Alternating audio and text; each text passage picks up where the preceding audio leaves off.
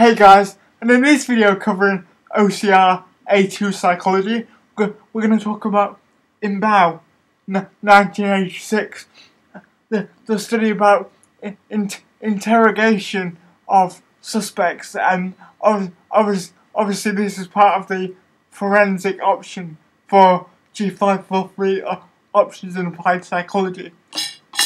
So anyway, let's get to talking about the aspect itself. Obviously, there have been cases in history where police have been quite demonstrative and forceful when they interrogate someone, and this study is about interrogation and the nine steps of interrogation to be successful in gaining a conviction.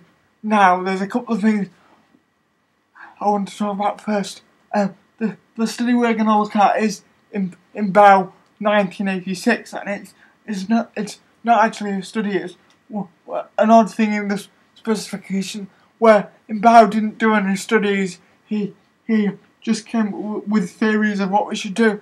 But then for an actual study, we're going to talk about Good, Johnson and McKeith, the 1990 study, where they documented a case where this interrogation technique had been used and someone was wrongly convicted. So two important strands there, and you'll see when we get into this that this is very different.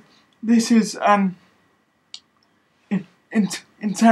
interrogation, not an interview. This technique is mostly used in the US, or at least it used to be. There's quite a lot of ethical problems with it, but we're just going to talk about it because I have to remember it. And then, like I said, we're going to talk about how it led to a bad result, and obviously we're going to talk about the ethics surrounding that. So in Bao said firmly believed there were 9 steps of interrogation to getting a successful conviction, and they had to come in an important order.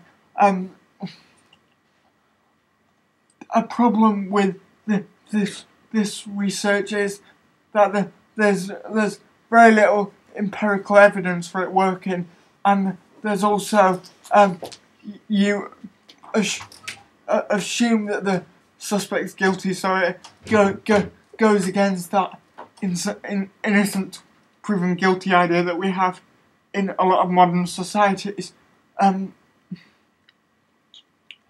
it also relies on the interrogator reading the suspect. There's no kind of scientific what was behind it.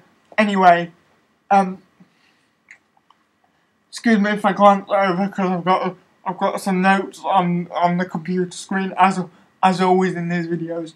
Anyway, the first step is direct confrontation, and this is where things start to get unethical. Even in the first step, the idea is you tell the suspect who is a suspect, but you assume they're guilty, because what you do first is you have a preliminary interview in which you've already decided they're guilty. So on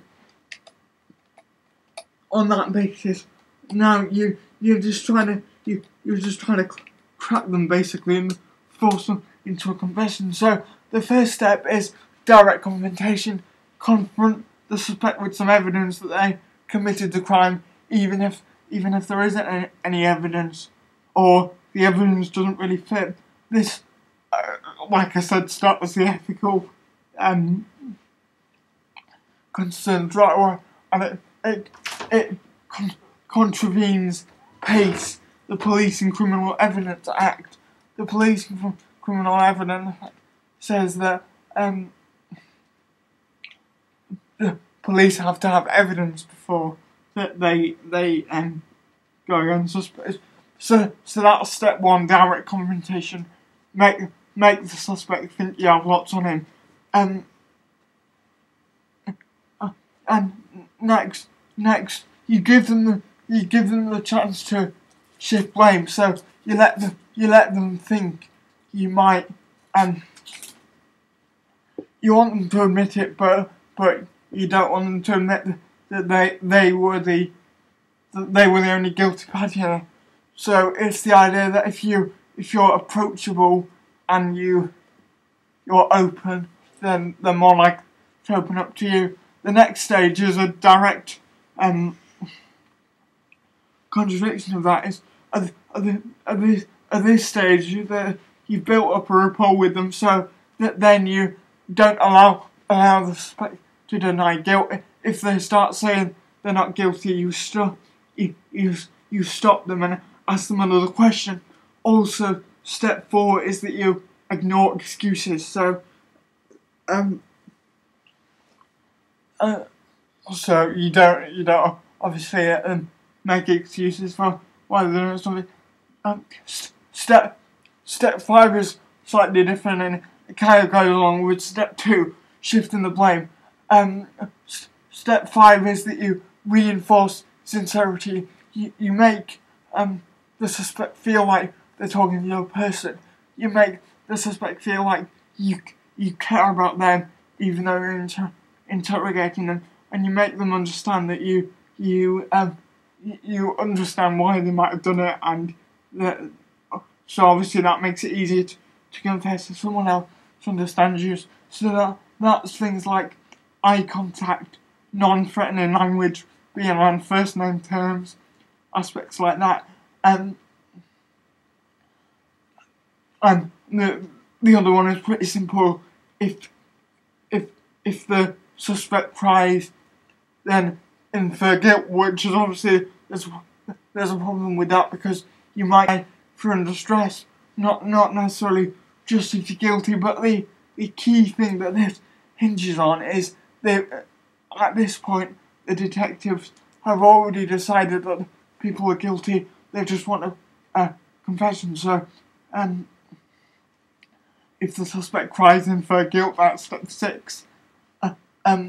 Step 7 is pose the alternative question. So if you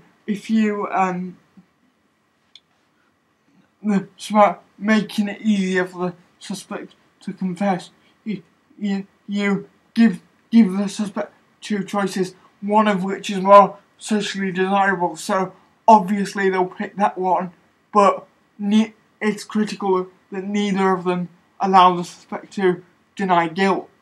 They're forcing into a corner of gaining understanding that they're guilty in step 1. Step 9 and step 10 are simple. Get the suspect to admit guilt in front of witnesses. So it's 16 hours. Obviously that's slightly less intimidating than signing a signed statement, but it's still it could still be worth something in court. And step 9 is you go one better than that. Like I was just saying, you get the suspect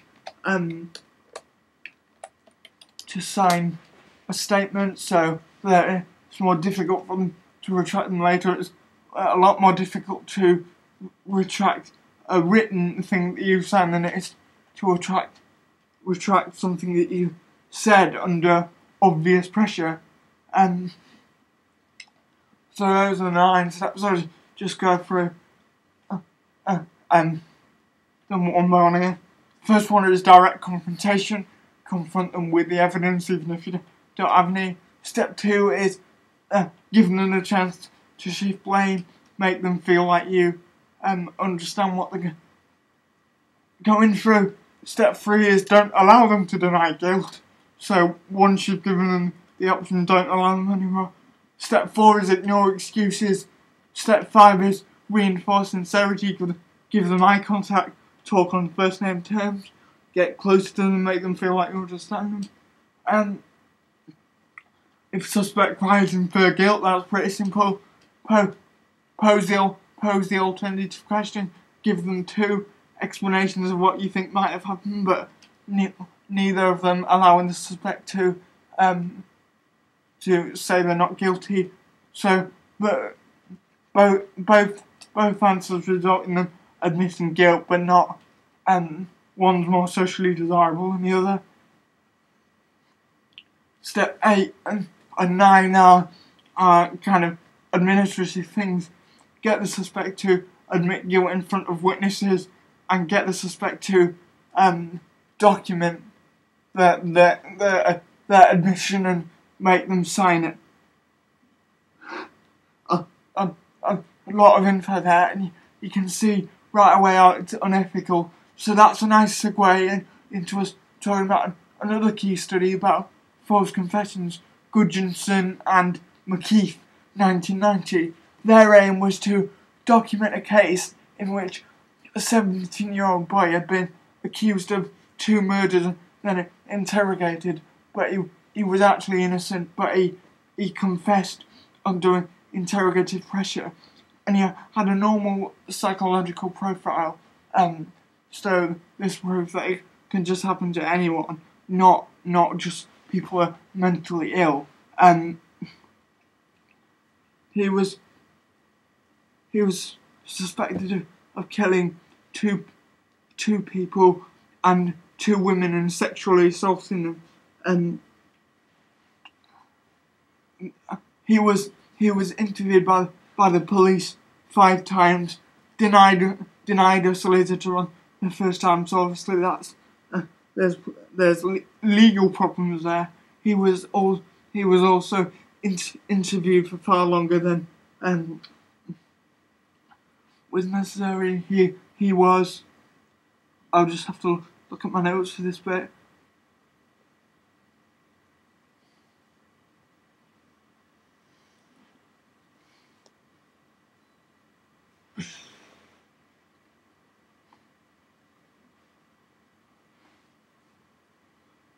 He was referred to as FC in the paper because obviously they didn't want to they didn't want to break any more ethical guidelines than had already been broken. The first interview lasted for 14 hours, and they even made suggestions that he was sexually impotent to make him feel small and sort of babying bit, I guess. So 5 police interviews. This is interesting. A year after he'd been in prison, he was released because someone else confessed to the crime. And when he was still in prison, he was examined by a psychiatrist, and no evidence of mental illness was found. But he did get a score of 10 on the Gudjonsson suggestibility scale, which is suggested he was abnormal, and it is one of the highest ratings you can get. So that's that really. I mean, we've got in Bowles 9 steps in interrogation. I'm not going to go through them again because it takes a long time. And then we've got Gudjonsson and McKeith, 1990, documenting that false confession made by FC,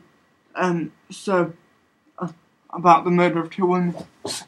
So that's the information you need to know. Now let's talk about a few evaluation points.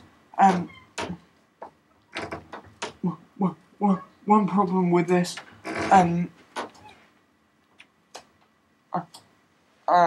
idea is obviously ethics. You wouldn't normally force people to admit the guilt, and crucially we need to understand this is not an interview. It's not like other studies in like the cognitive interview or Manitel detecting lies.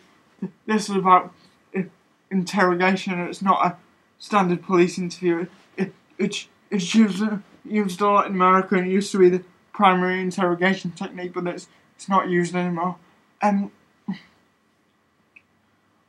So the one problem is the interviewer. There's a lot of problems with reliability, because obviously individual differences in interviewers and in suspects. There's no objective measure of when they've attained these stages. The interrogator has to guess when to move on to these next stages, and so there's reliability problems there. And then obviously there's validity problems in the fact that someone can make a false confession, and obviously there's strong ethics problems there. So we've got two studies there in Bow 1986 about the process of interrogation, and Gudjonson and McKeith 1990 documenting a case of a 17-year-old boy who was the victim of an interrogation and wrongly confessed. So that's it for this video. My website address is down below, tom-rogers.com. There's a whole bunch of interesting information on there if you want to check it out. Anyway guys, thanks for watching the video, and for those of you who are only interested in tech videos, there's a lot more of those coming soon, I promise. I'm just focusing a lot on psychology at the moment. Anyway guys, thanks for watching, and I'll see you in the next video.